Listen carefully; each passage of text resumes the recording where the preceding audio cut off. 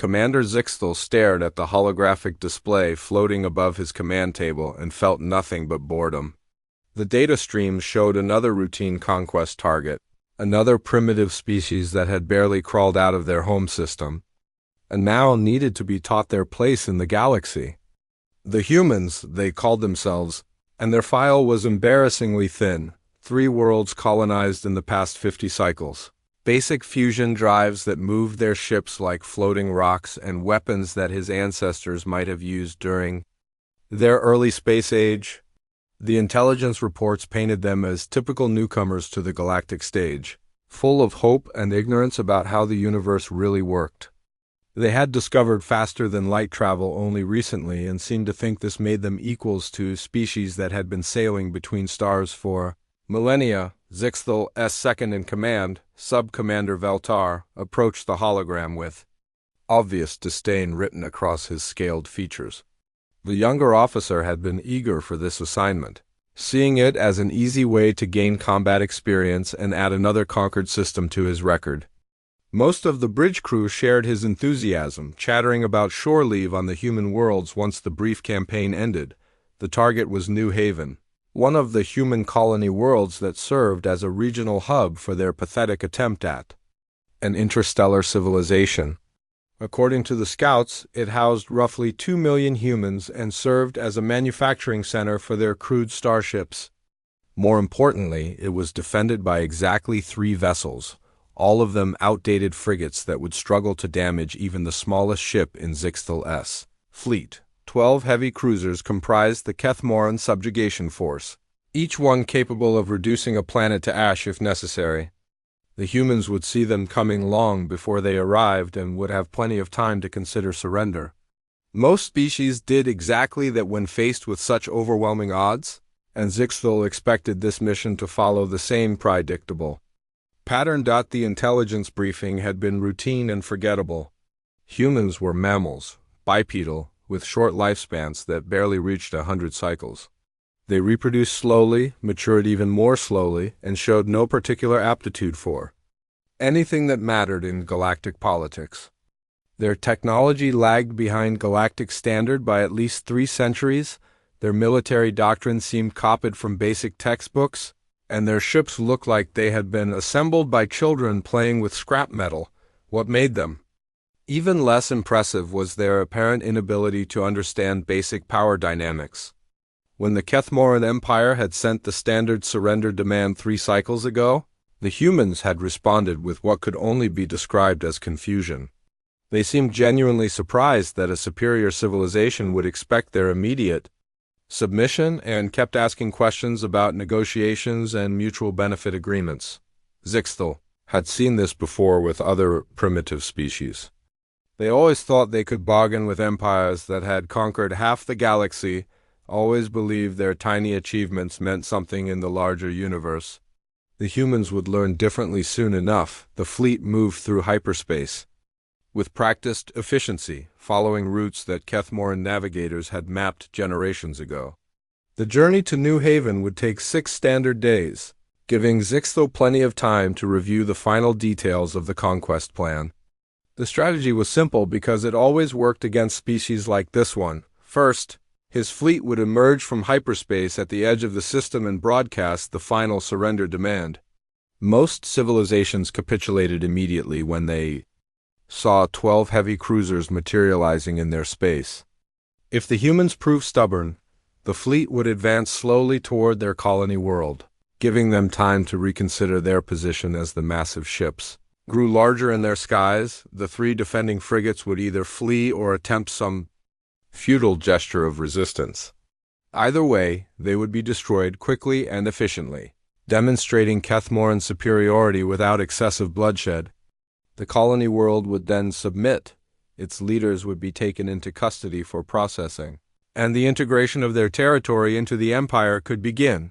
Zixtel had overseen 17 such conquests during his career, and they had all followed this same pattern. The only variables were how quickly the target species accepted reality and how much of their infrastructure survived the transition to imperial rule.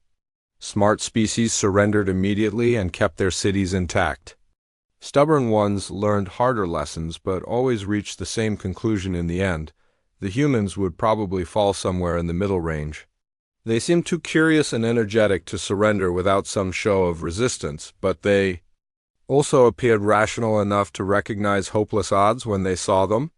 Zixthel estimated that the entire campaign would last no more than 2 standard days once his fleet arrived at New Haven. Commander Veltar approached with the final deployment orders, and Zixthel approved them without bothering to read the details. Standard formation, standard procedures, standard outcome expected. The younger officer was practically vibrating with excitement about his first major conquest, and Zixthel remembered feeling similar enthusiasm during his own early campaigns. Those had been different times, when the Empire was still expanding rapidly and every new system brought genuine challenges and surprises. Now the galaxy had been mostly mapped and catalogued, with only scattered pockets of primitive civilizations left to incorporate. The humans represented one of the last such opportunities, and after them, Zixthel would likely spend the rest of his career managing established territories rather than conquering new ones. The thought made him slightly melancholy, though he would never admit such feelings to his crew. There was something satisfying about bringing order to chaos, about showing younger species their place in the greater galactic community. The humans would benefit from Imperial guidance, just as all the others had before them. Their brief period of independence would be remembered as a quaint phase in their development, a time when they thought they could navigate the complexities of interstellar politics without proper supervision. As the fleet continued its journey toward New Haven, Zixthel settled into his command chair and began reviewing personnel reports. After the conquest, there would be administrative duties to handle, occupation forces to deploy, and integration protocols to implement. The exciting part of the mission would be over quickly, but the paperwork would last for cycles. He had no way of knowing that everything he believed about humans, about conquest, and about the nature of war itself was about to be proven completely wrong. The transition from hyperspace always left Zixthel with a brief moment of disorientation as reality reasserted itself around his fleet. But this time something felt different from the moment his ships materialized at the edge of the New Haven system. His sensors immediately detected the 3 human frigates exactly where intelligence had predicted they would be, orbiting their colony world in a standard defensive formation that any military academy student could have identified from textbook diagrams. What struck him as odd was their positioning. Most species placed their defensive forces between incoming threats and their homeworld, using the planet as something to fall back toward when the battle inevitably turned against them. These humans had done something else entirely. Their 3 small ships hung in space directly between Zixthel's massive fleet and New Haven, but they were not retreating toward their world. Instead, they were advancing. Sub-Commander Veltar noticed the same thing and voiced what everyone on the bridge was thinking. The human ships were moving toward them at maximum burn, their engines glowing white-hot as they accelerated beyond what their specifications should have allowed. It made no tactical sense whatsoever. 3 frigates charging 12 heavy cruisers was not courage, it was madness. And Zixthel had never encountered madness quite like this before. The communication array crackled to life as the lead human vessel transmitted on standard frequencies, and Zixthel found himself face to face with his first human commander. Captain Jake Murphy appeared on the main screen, and Zixthel immediately cataloged everything he could observe about this representative of their species. The human was older than expected, with gray streaks in his hair and lines around his eyes that suggested extensive experience. He wore a simple uniform with minimal decoration, and his expression showed no trace of the fear that Zixthel expected to see. Zixthel delivered the standard surrender demand with practiced authority, outlining the futility of resistance and the benefits of immediate submission to imperial rule. He had given this same speech dozens of times before, and it usually resulted in stammered apologies and desperate attempts at negotiation. Captain Murphy listened without interruption, his face remaining completely neutral throughout the entire presentation. When Zixthel finished speaking, Murphy was quiet for several seconds, apparently considering his response. The bridge crew waited expectantly for the usual pleas for mercy or offers of tribute that marked the beginning of every conquest negotiation. Instead, Murphy looked directly into the camera and spoke 4 words that would echo in Zixthal's memory for the rest of his life. "Come and take it." The transmission ended abruptly, leaving Zixthal staring at a blank screen while his bridge crew exchanged confused glances. In his 17 previous conquests, no species had ever responded to surrender demands with what appeared to be a direct challenge. Most primitive civilizations at least attempted some form of diplomatic stalling or requested time to consider their options. These humans had essentially declared war on a vastly superior force without hesitation or apparent concern for the consequences. Subcommander Veltar suggested that perhaps the humans had misunderstood the translation, but Zixthal knew better. Murphy's tone and body language had conveyed his meaning perfectly clearly. The human commander was not confused or desperate or even particularly angry. He was simply refusing to surrender, as if the concept had never occurred to him as a viable option. The 3 human frigates continued their advance, and Zixthal found himself studying their formation with growing puzzlement. They were not attacking recklessly or following any suicide charge doctrine he recognized from military history. Instead, they moved with precise coordination, each ship supporting the others in ways that suggested extensive training and experience working together as a unit. Their approach vectors were carefully calculated to maximize their weapons' effectiveness while minimizing their exposure to return fire. Zixthal ordered his fleet to assume standard battle formation, though he still expected the humans to reconsider their position once they saw 12 heavy cruisers preparing for combat. The Kethmoran ships were magnificent in their deadly beauty, each one bristling with enough firepower to level cities and armored heavily enough to withstand sustained bombardment from planetary defense systems. Any rational species would retreat immediately when faced with such overwhelming force. The humans kept coming. Lieutenant Amy Brooks appeared on Zixthal's tactical display as the human ships entered weapons range, and he could see her coordinating target assignments and firing solutions with the same calm efficiency that Murphy had displayed during their brief conversation. She was younger than her captain, probably inexperienced in real combat. Yet she showed no signs of panic or doubt as she prepared to engage an enemy force that outgunned her flotilla by more than 30-1. The first exchange of fire shattered every assumption Zixthal had made about human capabilities. Their weapons were indeed primitive compared to Kethmoran technology, but the humans used them with a precision and tactical awareness that transformed crude plasma cannons into surgical instruments. They concentrated their fire with perfect timing, focusing multiple ships on single targets and achieving damage ratios that should have been impossible with their inferior armament. More disturbing was how they moved. The 3 frigates flowed around incoming fire like water, never quite where Zixthal's gunners expected them to be when their shots arrived. They seemed to anticipate Kethmoran tactics before those tactics were fully implemented, adjusting their positions and attack patterns in response to threats that had not yet materialized. It was as if they were reading his commander's minds. Within minutes of the engagement beginning, Zixthal watched in growing horror as one of his heavy cruisers exploded in a cascade of secondary detonations. The humans had somehow identified and exploited a weakness in its shield configuration that even Kethmoran engineers had not fully understood. A second cruiser reported massive damage to its primary weapons array, effectively removing it from the battle despite its overwhelming size advantage. The 3 human ships continued their advance, seemingly growing more dangerous as the fight progressed. Every exchange of fire taught them something new about Kethmoran tactics and technology, and they adapted their strategies in real time to exploit whatever they learned. They fought like no species Zixthal had ever encountered, treating impossible odds not as a reason for despair but as a puzzle to be solved through superior skill and determination. "Captain."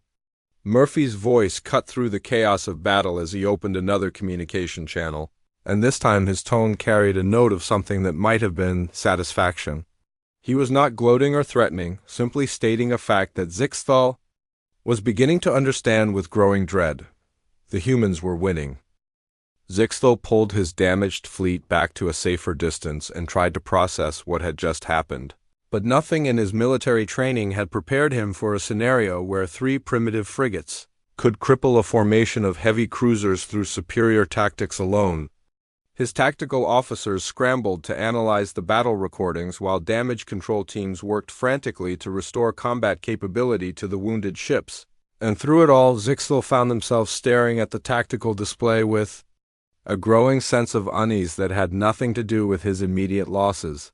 The humans had not pursued his retreating fleet, which would have been the logical next step if they were truly the savage barbarians that some intelligence reports had suggested. Instead, they had returned to their defensive positions around New Haven and seemed to be preparing for whatever came next. Zixthel's long-range sensors detected massive activity on the colony world below, but what he saw there defied every assumption he had made about how civilized species responded to invasion threats. New Haven was transforming itself into something that looked less like a peaceful colony and more like a fortress designed by military engineers who understood exactly what they were facing. Construction equipment worked around the clock to build defensive positions. Manufacturing centers retooled their assembly lines to produce weapons and ammunition, and civilian transport vessels began moving people and resources according to what appeared to be a predetermined evacuation and defense plan. What disturbed Zixthel most was the complete absence of panic or chaos that usually marked a world under threat of conquest. The humans moved with purpose and coordination, as if they had been preparing for this exact situation their entire lives.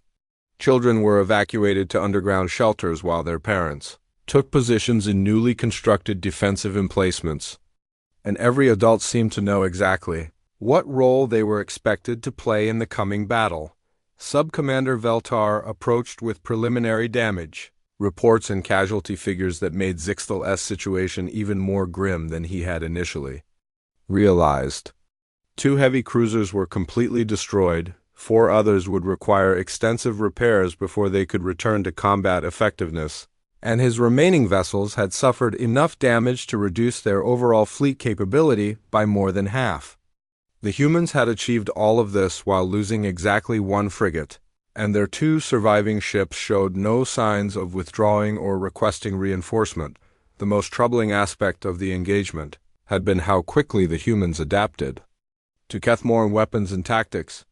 Lieutenant Amy Brooks had somehow identified weaknesses in Imperial ship design that Kethmoran engineers had never discovered, and she had shared that information with her fellow commanders in real time during the heat of battle. They fought like a single organism with multiple bodies, each ship supporting the others with perfect coordination and shared knowledge. Zixthel decided to try a different approach and ordered his communications officer to establish contact with the colonial government rather than dealing directly with their military commanders. Most civilian leaders proved more reasonable than their uniformed counterparts when faced with the reality of conquest, and perhaps these humans would show similar wisdom once they understood the true scope of what they were facing. The response came not from a government official but from someone identified as Dr. Kate Morgan, who appeared to be both a civilian medical professional and some sort of resistance coordinator. She spoke from what looked like a hospital that had been converted into a combination medical facility and command center, with wounded defenders receiving treatment while tactical displays showed defensive positions throughout the colony. The dual nature of her role seemed perfectly natural to her, as if healing and fighting were simply different aspects of the same fundamental responsibility. Dr. Morgan listened to Zixthel's modified surrender demand with the same calm attention that Captain Murphy had shown, but her response revealed something about human nature that chilled him more than any military threat could have. She explained that the humans appreciated his offer to spare civilian lives in exchange for submission, but they had already voted on the matter and decided unanimously to reject any form of surrender or negotiation that involved giving up their independence. The vote had been unanimous. Every adult human on New Haven had chosen death over subjugation, and they had made this choice not out of ignorance or Desperation, but after carefully considering all available options, Dr. Morgan spoke. About their decision with the same tone she might have used to discuss medical treatment options, weighing costs and benefits without any apparent fear of the consequences they had chosen to accept. Zixthal tried to explain the futility of their position, pointing out that even if they somehow defeated his current force, the Kethmoran Empire could send 100 fleets to replace it, each one larger and more capable than the last. Dr. Morgan acknowledged this possibility with a slight nod and then said something that would haunt his dreams for years to come. She told him that humans had always understood they were not the strongest or fastest or smartest species in the galaxy, but they had one advantage that no empire could overcome through superior numbers or technology. They never stopped learning, never stopped adapting, and never stopped growing stronger from every challenge they faced. Each battle taught them new ways to fight, each defeat showed them new paths to victory, and each enemy they encountered made them more capable of facing whatever came next. The transmission ended with Dr. Morgan returning to her work, treating wounded defenders while simultaneously coordinating with Commander Sam Rodriguez, who was leading ground forces in preparations that seemed to assume the battle would eventually come to the surface of New Haven itself. Zixthal watched through his sensors as Rodriguez positioned his troops not in traditional defensive lines but in mobile units designed to harass and confuse a superior enemy force while learning everything possible about their capabilities and weaknesses. The humans were not preparing to win this battle through superior firepower or tactical brilliance alone. They were preparing to use this battle as a learning experience that would make them more dangerous in every future encounter. They treated warfare not as a test of strength but as an educational opportunity, and they seemed genuinely excited about whatever lessons his invasion force might teach them. For the first time in his military career, Zixthal found himself wondering if conquest was even possible against an enemy that viewed defeat as simply another form of victory. Zixthal spent the next several hours doing something he had never done before in any previous conquest campaign, which was studying his enemy rather than simply overwhelming them with superior force. His intelligence officers worked frantically to intercept and decode human communications, hoping to find some weakness or division that could be exploited to bring this madness to a swift conclusion. What they discovered instead was something far more disturbing than any military secret or technological advantage. The humans were not fighting as individual ships, units, or even separate military branches coordinating their efforts through traditional command structures. They were functioning as a single organism that happened to exist in multiple bodies, scattered across space and on the surface of New Haven. Every piece of information learned by any human was immediately shared with all other humans, creating a collective intelligence that grew stronger and more capable with each passing moment of the battle. When Captain Murphy had fallen during the first engagement, killed when his bridge took a direct hit from Kethmoran plasma fire, Lieutenant Amy Brooks had not simply assumed command of his vessel. She had somehow absorbed his knowledge, experience, and tactical understanding instantly, continuing his strategies with such seamless precision that Zixthal had not even realized the leadership change had occurred until he reviewed the battle recordings hours later. The transition had been so smooth that the human fleet had actually improved its performance immediately after losing its most experienced commander. This phenomenon extended far beyond military operations into every aspect of human society on New Haven. Chief Engineer Ben Carter had been working aboard one of the destroyed human frigates when it exploded. But within minutes of his death, engineers on other ships and on the planet's surface were implementing modifications and improvements that could only have come from his decades of experience with human technology. They had not just replaced his expertise, they had built upon it and enhanced it in ways that should have taken years of additional research and development. The pattern repeated itself throughout the human forces with a consistency that made Zixthal's scales crawl with unease. Pilot Alex Turner flew his damaged fighter on what appeared to be a suicide mission against one of the Kethmoran cruisers, but instead of simply dying for his cause, he somehow transmitted everything he learned about Imperial defenses during His final approach to other pilots who immediately used that knowledge to make their own attacks far more effective than they had any right to be. Sergeant Lisa Stone led her Marines in ground combat preparations that demonstrated tactical knowledge she could not possibly have acquired through her own limited combat experience. She moved and fought and planned like someone who had access to the memories and skills of every human soldier who had ever lived, drawing upon a collective military heritage that transcended individual lifetimes and personal limitations. Most disturbing of all was Dr. Kate Morgan, who continued to serve simultaneously as a medical professional treating wounded defenders and as a strategic coordinator managing resistance operations across the entire colony. She performed both roles with perfect competence, as if the knowledge and skills required for each had been seamlessly integrated into a single enhanced personality that was somehow more than the sum of its original parts. Zixthel began to understand that he was not facing a conventional military force at all, but rather something that existed beyond traditional concepts of individual versus collective identity. The humans fought as if they were all part of the same extended family, sharing not just information and resources but actual memories and experiences in ways that his species had never imagined possible. They treated the death of their comrades not as losses to be mourned but as gifts of knowledge and capability that made the survivors stronger. His communications officers intercepted tactical discussions between human commanders that should have been impossible for beings operating with individual minds and separate bodies. Commander Sam Rodriguez consulted with pilots, engineers, doctors, and civilian leaders as if they were all aspects of his own consciousness rather than distinct people with their own perspectives and limitations. They reached decisions through a process that looked like consultation but functioned more like a single mind considering multiple viewpoints simultaneously. The implications of this discovery filled Zixthel with a dread that went far beyond concerns about his current military situation. If humans could share knowledge and experience instantaneously across their entire species, then every battle they fought would make them more dangerous, not just locally, but throughout their entire civilization.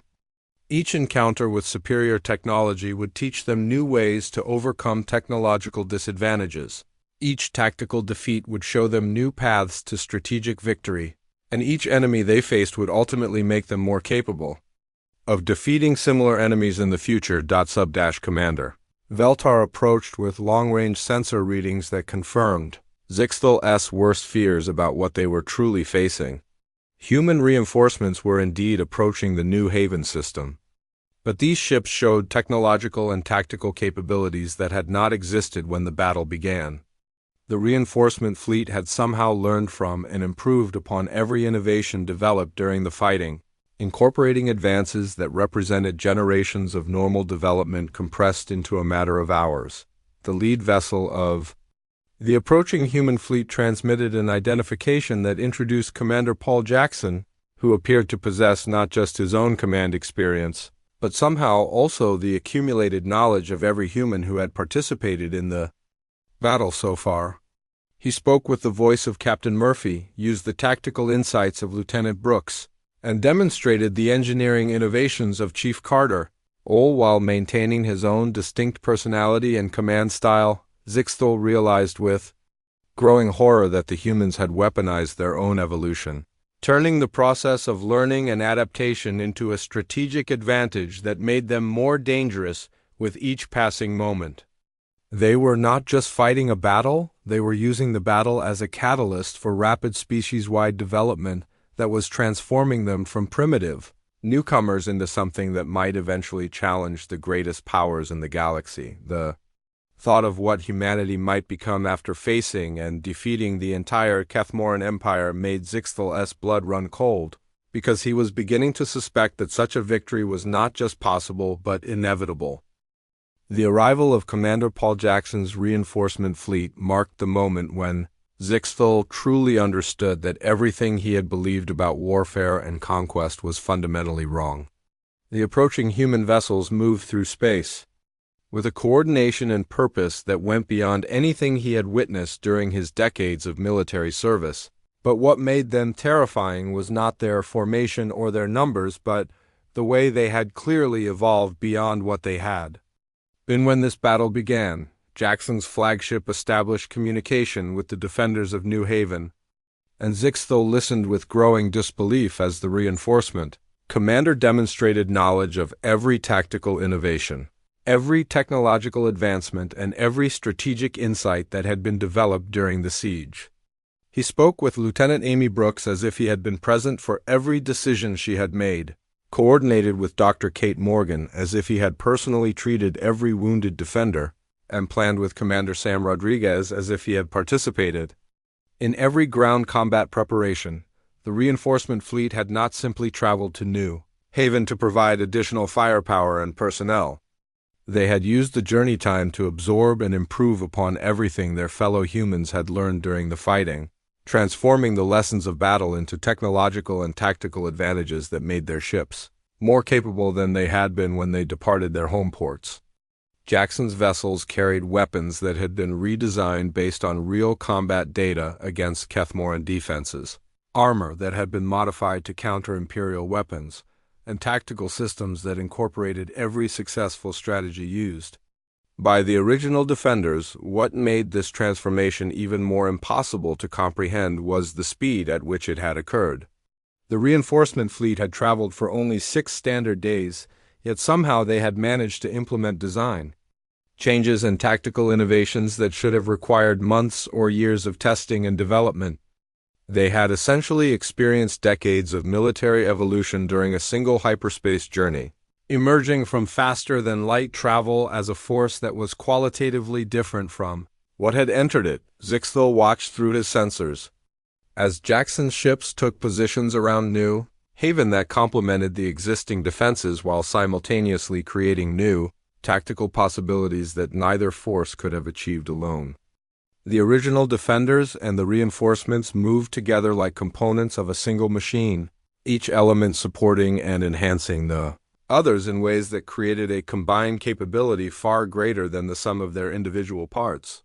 Marine Colonel Steve Hayes led boarding parties that launched from Jackson's ships with equipment and techniques that had been developed specifically to counter Kethmoran internal defenses, even though no human had ever set foot aboard an Imperial vessel before this battle began.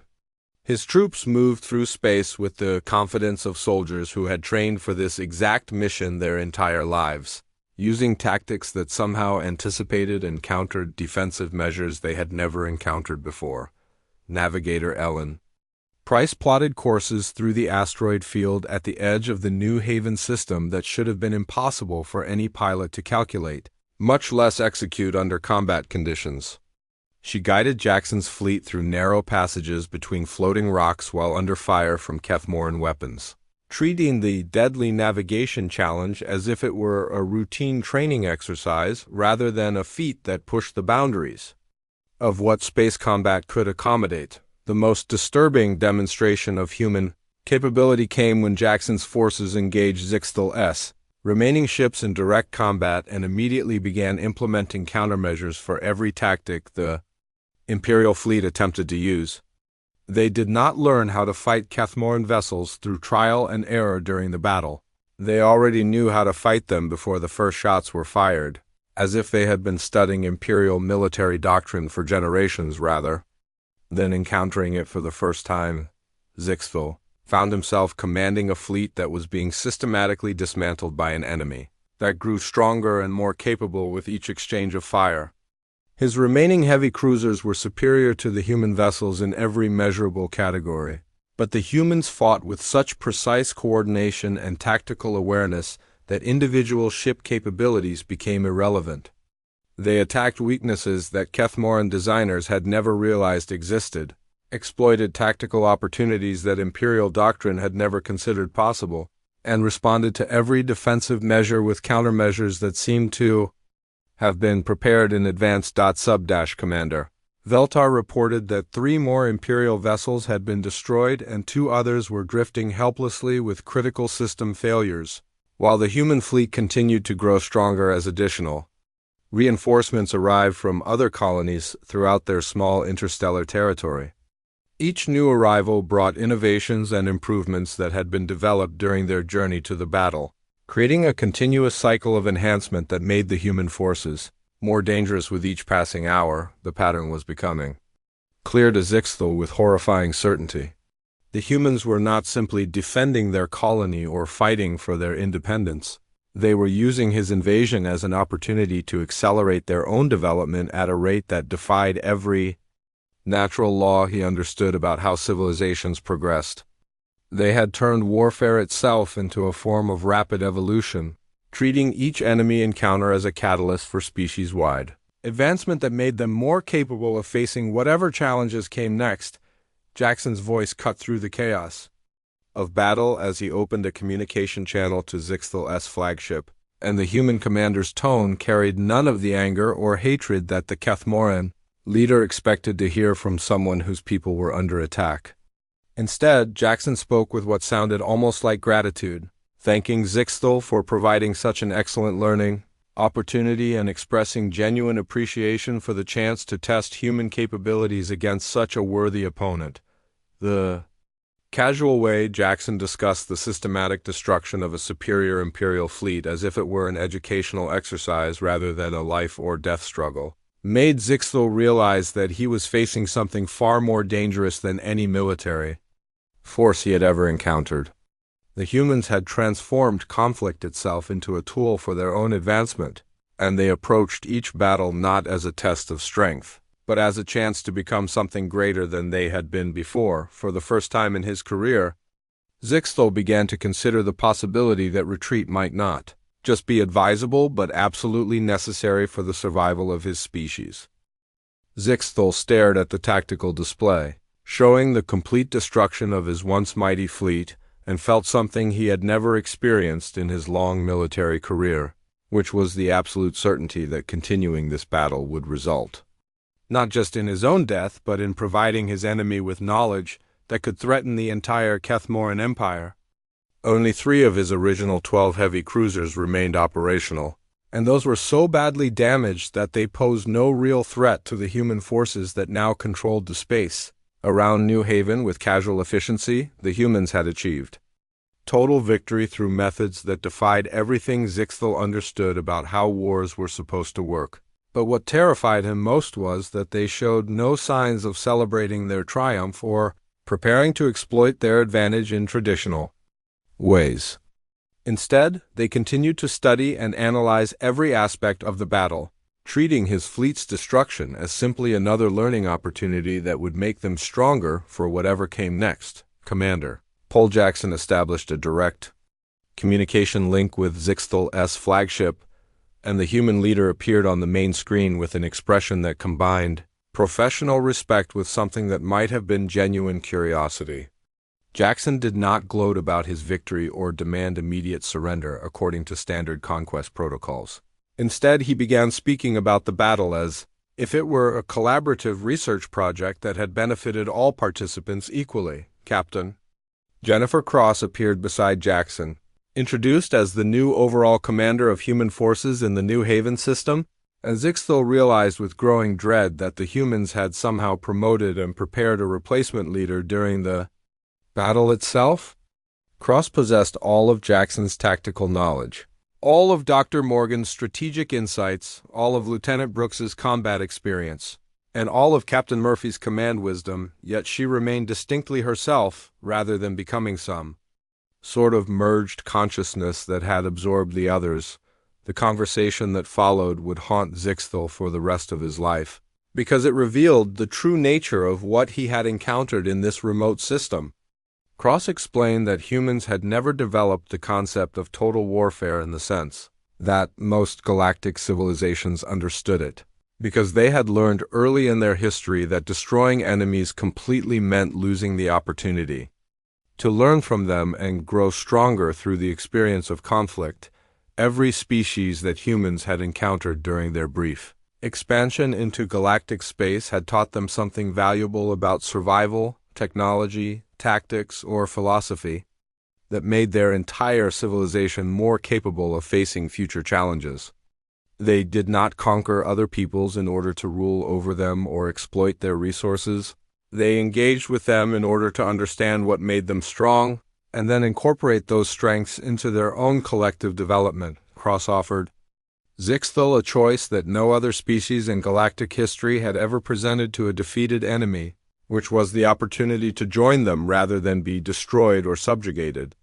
She explained that humans had no interest in ruling over the Kethmoran Empire or claiming its territory, but they were very interested in learning what had made the Kethmorans successful enough to conquer half the galaxy and maintain their dominance for so many generations. The invitation came with conditions that were both generous and terrifying in their implications. Zixthal and his surviving crew would be free to return to Imperial space with their ships and their lives, but they would carry with them human observers who wanted to study Kethmoran civilization from within and understand how such a vast empire functioned on a daily basis. In exchange, selected Kethmoran individuals would be invited to live among humans and contribute their knowledge and experience to humanity's ongoing development. Cross made it clear that this offer was not a form of disguised conquest or infiltration, but rather a genuine attempt at mutual advancement that would benefit both species over the long term. She showed Zixthal recordings of similar arrangements that humans had made with other civilizations they had encountered, demonstrating how these partnerships had strengthened all participants without requiring anyone to abandon their cultural identity or political independence. What made the offer impossible to refuse was Cross's casual explanation of what would happen if Zixthal chose to reject it and return to Imperial space with reports of human capabilities. The Kethmoran High Command would inevitably send larger fleets to destroy this threat, and each successive wave of attackers would only teach the humans new ways to fight more effectively against Imperial forces. Eventually, the humans would become so skilled at defeating Kethmoran technology and tactics that they could threaten the Empire's core worlds themselves. Cross spoke about this possibility not as a threat but as a simple statement of fact, explaining that humans had never started a war but had never lost one either, because they treated every conflict as an opportunity to become more than they had been before. Each enemy they faced made them stronger. Each challenge they overcame taught them new ways to overcome similar challenges in the future, and each victory showed them new possibilities for what they might become. Zixthal found himself faced with a decision that would affect not just his own fate but potentially the future of his entire species. He could attempt to warn the Empire about the human threat and watch as successive invasion fleets were destroyed, while teaching their enemies everything they needed to know about Kethmoran capabilities, or he could accept this unprecedented offer of partnership and help both civilizations learn from each other in ways that might benefit the entire galaxy. The choice was made easier by his growing realization that humans represented something fundamentally new in galactic politics. A species that had weaponized the concept of growth itself and turned every encounter with other civilizations into an opportunity for mutual advancement. They were not interested in conquest or domination in traditional terms. They were interested in becoming something greater than any single species could achieve alone. As Zixthal prepared his response to Cross's offer, he understood that he was no longer simply a military commander dealing with a tactical situation, but rather a witness to the emergence of something that might eventually transform the entire nature of interstellar civilization. The humans had shown him a form of strength that went beyond military power or technological superiority, a strength based on the ability to learn, adapt, and grow stronger from every challenge they encountered. His final transmission to the Kethmoran High Command would be brief and terrifying in its implications, consisting of only 7 words that would change everything his people thought they knew about their place in the galaxy. We did not encounter another species today. We encountered our future, and it is beyond fear.